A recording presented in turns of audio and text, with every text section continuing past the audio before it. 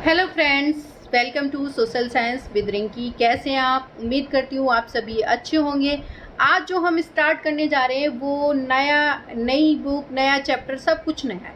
नई मतलब in the sense हमारा जो चैप्टर पढ़ेंगे आज हम 7th क्लास का चैप्टर पढ़ेंगे। पहला चैप्टर हिस्ट्री का। तो अब तक जो हमने हिस्ट्री पढ़ी थी वो हमने पढ़ी थी एंशिएंट इंडियन हिस्ट्री, जो 6th क्लास में सारा हमने जो प्राचीन हिस्ट्री है उसके बारे में पढ़ा। अब जो आप इस साल पढ़ने जा रहे हो वो 7th क्लास की जो हिस्ट्री पढ़ोगे, इसमें आप मिडाइवल हिस्ट्री पढ़ोगे, जिसे हम जैसे आज के टाइम में जो यूज़ करेंगे वो तो हमारी मॉडर्न हिस्ट्री हो गई, जो सबसे पुरानी जो हिस्ट्री करेंगे वो तो हमारी प्राचीन हो गई।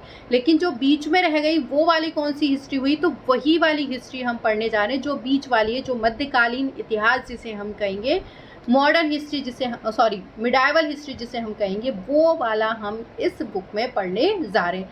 तो 7th क्लास की जो हिस्ट्री होगी आपकी वो मिडाइवल हिस्ट्री होगी। इसमें हमने बीच के जो आप यहाँ मुगल एम्परर वगैरह इनके बारे में पढ़ोगे। इस हिस्ट्री में बहुत ही इंटरेस्टिंग होने वाला है। मतलब आप जो वो वाला नहीं है जैसे हमने शुरुआत राजा महाराजाओं के बारे में, उन्होंने क्या किए थे, मोनूमेंट्स के बारे में कि किसने क्या बनवाया था, ये सारा कुछ हम इस हिस्ट्री में पढ़ने वाले हैं। देखो, जब भी मैंने आपसे कहा है कि हम हिस्ट्री पढ़ेंगे तो हिस्ट्री को हमेशा मैंने कहा है कि स्टोरी के जैसे आप पढ़ोगे तो आप बहुत इंटरेस्टिंग लगेगी। और बाकी में आप एक स्टोरी की तरह अगर हिस्ट्री को लेंगे तो आपको बोरिंग ना लग के वो क्या है, इंटरेस्टिंग लगेगी आपको। तो हम जो शुरुआत करेंगे, शुरुआत का जो चैप्टर है हमारा वो है कि जो हजारों वर्षों के दौरान हुए परिवर्तनों की पड़ताल, कि जो हजारों सालों में जो चेंजेस आए, बदलाव आए, उनके हम कि किस तरह से बदलाव आए, क्या परिवर्तन आए, क्या चेंजेस आए, उनके बारे में हम पढ़ने वाले हैं। उनकी हम क्या करने वाले हैं, जांच पड़ताल करने वाले हैं। अब जो हम इस चैप्टर में पढ़ेंगे वो हम ये देखेंगे कि ये परिवर्तन कैसे आए, चेंजेस। अब आपको देखो यहाँ एक एग्जाम्पल के थ्रू दिखाया गया है। एक बार ये एग्जाम्पल देख लो आप। ये एक मैप दिख रहा है आपको, ये मैप दिख रहा है, आप इसको जान रहे हो, पहचान रहे हो? बिल्कुल नहीं पहचान रहे होंगे, ऐसे लग रहे होंगे पता नहीं कौन सा मैप है, किसका। ये इंडिया का ही मैप है। और आप सोचो ये मतलब एक तरह से उल्टा इंडिया तब का बना रखा है। यहाँ इस तरह से ये श्रीलंका वगैरह दिखा रखा है। तो ये आपका 1150 में 54 में बनाया गया मैप था। ये अल-इद्रिसी के द्वारा बनाया गया मैप था। और हो सकता है उसने मतलब नदन एरिया की तरफ से, नॉर्थ की तरफ से इंडिया को देखा और उसको उसी टाइप से लगा हो, उल्टा लगा हो, तो उसने उल्टा देखा और उसी हिसाब से मैप को बना दिया उसने। तो हम क्या मतलब इसका मीनिंग क्या है? और आज देखो 18 सेंचुरी का अगर आप ये मैप देखते हो, ये 1750 कुछ में बनाया गया था, मतलब 18 सेंचुरी में जो बनाया, ये आज के इंडिया से काफ़ी मिलता जुलता मैप है। अब आप देख रहे हो बदलाव, मतलब कितना चेंजेस कितना आया। 1154 में कैसे किस तरह से इंडिया का मैप बनाया गया, फिर 18 सेंचुरी में एकदम से कैसे बदलाव आ गया। तो ये हम इसी बदलाव को देखने चाह रहे हैं, इसी को मतलब पढ़ेंगे हम कि ये बदलाव कैसे आए। जो चीज़ें जैसी पहले थी वे वैसी नहीं थी, मतलब वक्त के साथ, टाइम के साथ वो बदलती रही। ये सारा कुछ हम इस चैप्टर में पढ़ेंगे। ये एक एग्जाम्पल था मैप के थ्रू, जिससे आपको ये बताया कि ये एकदम से आप देखो, आप बिल्कुल उलट हो गया मैप, कितना एकदम से चेंज हो गया। तो इन हजारों वर्षों के दौरान जो परिवर्तन हुए, चेंजेस हुए, वो सारा कुछ हम इस टॉपिक में पढ़ने वाले हैं या इस बुक में पढ़ने वाले हैं, इस चैप्टर में। तो हम इस चैप्टर में और क्या क्या पढ़ेंगे, और हम देखेंगे कि जो टर्मिनोलॉजी है, हमारी जो शब्दावली है, उनको देखेंगे कि आज के टाइम में उन शब्दों के मीनिंग क्या है और पुराने टाइम में उन शब्दों के मीनिंग क्या होते थे। ये भी देखेंगे कि उनमें कितना बदलाव आया, उनमें कितना चेंजेस आए हैं, किस शब्द का किस सेंस में क्या मतलब यूज़ किया जाता है, किस वे में उनको यूज़ किया जाता है। ये सारा कुछ हम पढ़ने वाले हैं कि इनमें कितने बदलाव आए, लैंग्वेज में, इनमें सारी चीज़ों में। उसके बाद हम देखेंगे कि जो ये इतिहासकार हैं और उनके जो सोर्सेज हैं, स्रोत हैं, वो कहाँ से लिखते हैं, मतलब ये जो हिस्ट्री लिखते हैं उनके सोर्सेज क्या होते हैं, इतिहासकार कौन है, इन सब के बारे में भी हम इस बुक में, इस चैप्टर में पढ़ने वाले हैं। उसके बाद ये कागज़ की वैल्यू वगैरह हम सारा कुछ देखेंगे और बाकी की चीज़ें भी इसमें देखेंगे। इसमें हम जो आपका नई जो सोसाइटी है, समाज है, सामाजिक और राजनीतिक समूह, नए जो आपके सोशली और पॉलिटिकली जो ग्रुप्स बनेंगे उनके बारे में भी हम देखेंगे कि किस तरह से मतलब नए सामाजिक और राजनीतिक समूह बने थे, किस तरह से बदलाव आए थे, चेंजेस आए थे, वो सब कुछ हम इस चैप्टर में देखने वाले हैं। उसके बाद हम क्षेत्र और साम्राज्य के बारे में पढ़ेंगे कि जो क्षेत्र जो थे वो क्या होते थे, साम्राज्य क्या होते थे, उनके बारे में पढ़ेंगे, इनकी मीनिंग पढ़ेंगे, इनका देखेंगे कि एरिया किस तरह से था। हम भाषा और क्षेत्र के बारे में भी पढ़ेंगे कि भाषा के अकॉर्डिंग, जो क्षेत्र के अकॉर्डिंग लैंग्वेज क्या है, उस बारे में भी हम इस चैप्टर में पढ़ने वाले हैं। उसके बाद हम पुराने और नए धर्मों के बारे में, जो रिलीजियस हैं, पुराने धर्म और आज के टाइम धर्म है, उनके बारे में भी हम पढ़ेंगे कि कैसे इनमें भी क्या बदलाव आए थे, इनमें क्या चेंजेस आए थे, क्योंकि चेंजेस तो इन चीज़ों में भी आए होंगे। बाकी हम समय और इतिहास के काल खंडों का विचार करेंगे कि किस तरह से हमने जो हिस्ट्री है, टाइम पीरियड है, उसके काल खंडों पर मतलब हम फोकस करेंगे, विचार करेंगे, सोचेंगे उस पर कि किस तरह से ये भी चीज़ें बदलती रही हैं टाइम के अकॉर्डिंग।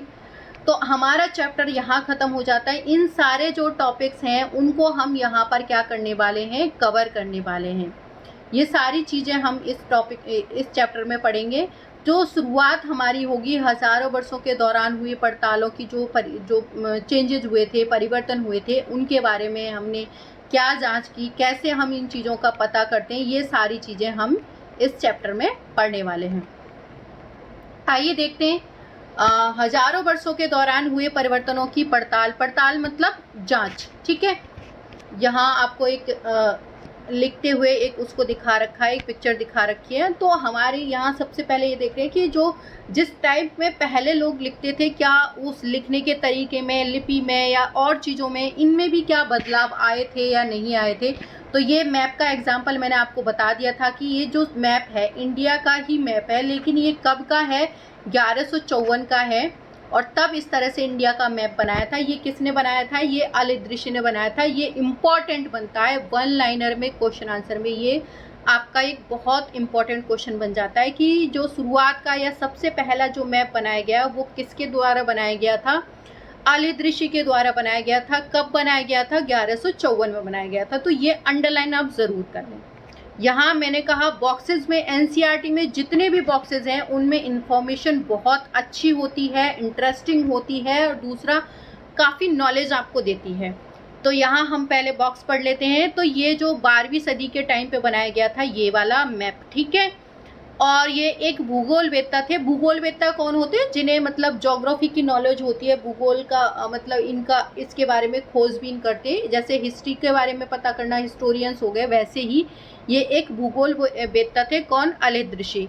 तो अल-इद्रिशी का बनाया हुआ दुनिया के नक्शे का एक हिस्सा है जिसमें भारतीय उपमहाद्वीप को भूमि से समुद्र तक क्या है, दिखाया गया है कि भूमि से समुद्र तक भारत के जो उपमहाद्वीप है, भारत को उपमहाद्वीप कहा जाता है। ये तो पता ही है आपको, उपमहाद्वीप क्यों कहा जाता है, क्योंकि ये तीनों तरफ से पानी से घिरा हुआ है, चार तरफों से नहीं। अगर चार तरफों से होता तो ये महाद्वीप होता, उपमहाद्वीप नहीं होता।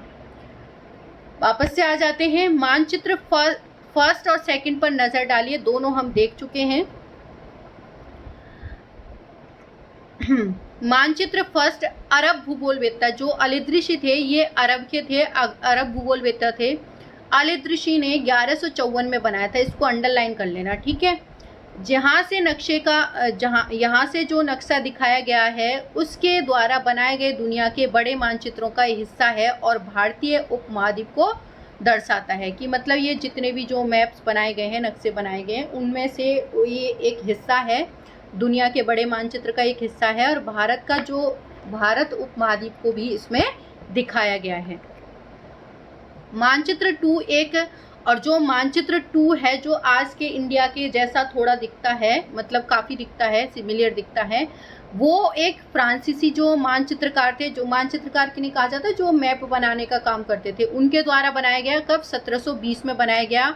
दोनों नक्शे एक ही इलाके के हैं मगर काफ़ी अंतर है। अब ये दोनों एग्जाम्पल आपको क्यों दिए, एक्चुअल में इसलिए दिए कि आप ये वाला मैप भी देखो, ये कितना डिफरेंट है, बिल्कुल अलग है, और ये वाला मैप बिल्कुल अलग है। तो दोनों में कितना अंतर है, मतलब टाइम पीरियड के साथ, मतलब जो चीज़ें चेंज हुई हैं। अब आप देख रहे हो कि यहाँ 12वीं सदी में और यहाँ 18वीं सदी में इन सदियों के बीच जो गैप आया उसमें जो चीज़ें हैं वो कितने बदल गई, मतलब जो हिस्टोरियंस जो हैं उनके चीज़ों को देखने का नज़रिया वो भी बदला किस तरह से। अब ये नहीं कि उन्होंने जो लिखा एज इट इज़ वही लिख दिया, मतलब लोगों का टाइम के साथ क्या है नज़रिया बदला, इनमें चेंजेज आए, बदलाव आए।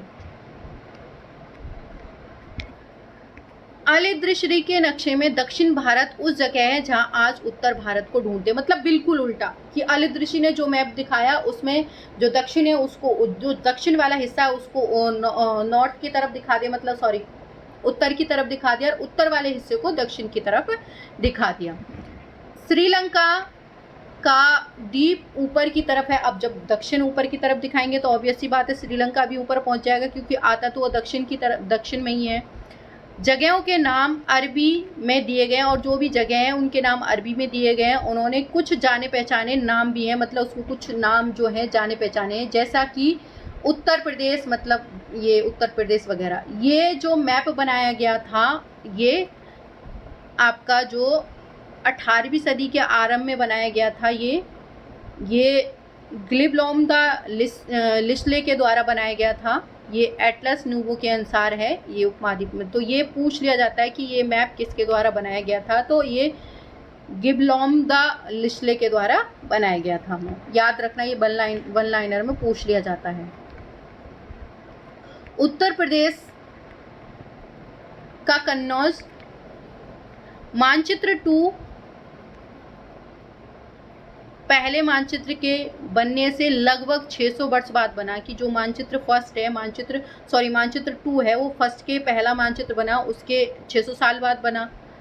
इस काल अवधि में उपमहाद्वीप के बारे में जो सूचनाएं काफ़ी बदल गई थी, कि मतलब जो इस महाद्वीप मतलब उपमहाद्वीप मतलब इंडिया के बारे में इन 600 सालों में काफ़ी चीज़ें क्या हैं बदल गई, मतलब सूचनाएं इंफॉर्मेशन है वो क्या हो गई थी, बदल गई थी।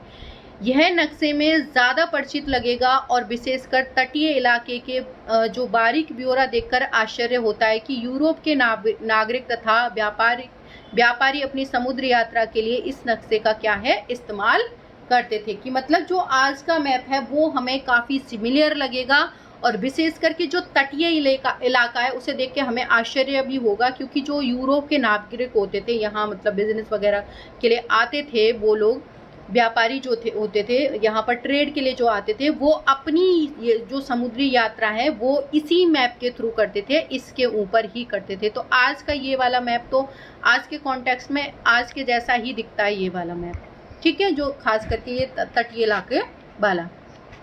लेकिन जब हम भीतरी इलाकों में, लेकिन जो बाहर वाला तटीय इलाका तो ऐसा ही दिख रहा है, लेकिन हम जब भीतरी इलाकों में नज़र डालेंगे तो इसमें भी उतने ही ब्यौरे हैं जितने समुद्र तट वाले हिस्से में हैं। गंगा के मार्ग को देखेंगे, इससे किस तरह से हमें दर्शाया गया है इस मानचित्र में तटीय तथा भीतरी इलाकों में, मतलब ये एक क्वेश्चन है जिसको हम लास्ट में क्या है डिस्कस करेंगे।